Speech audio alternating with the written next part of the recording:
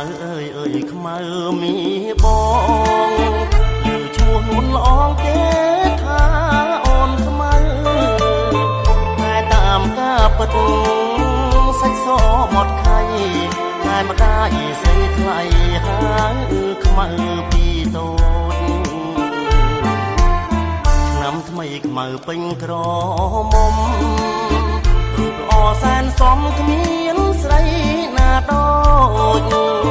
ខ្មៅជាស្រីខ្មែរគ្រប់លក្ខសំស្លូនប្រាជ្ញាក៏ឆ្លាតស្ដាប់ពីម៉ែអើ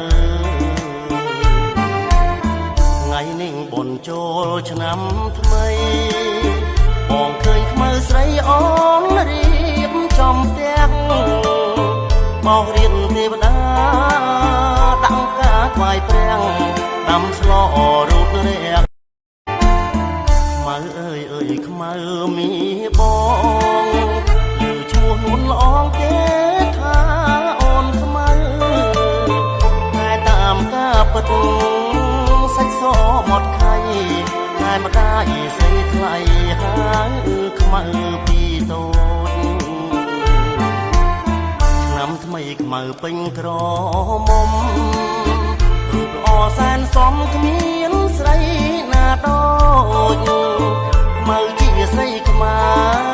រគ្រប់លក្ខសំស្លូនប្រាជ្ញាក៏ឆ្លាតស្ដាប់ពីម៉ែអើថ្ងៃនេះបុណ្យចូលឆ្នាំថ្មីបងឃើញខ្មៅស្រីអូនរៀបចំផ្ទះបោករៀនទេវតាដាក់ការថ្វាយព្រះដាំស្លរូតរះខ្មៅអើយអើយខ្មៅមីបងឮឈ្មោះនួនល្អងគេថាអូនខ្មៅតែតាមការពិតសាច់សមកខៃតែម្ដាយស្រីថ្លៃហើយខ្មៅពីតូចឆ្នាំថ្មីខ្មៅពេញក្រមុំរូបល្អសែនសមគ្មានស្រីណាដូចខ្មៅជាស្រីខ្មែ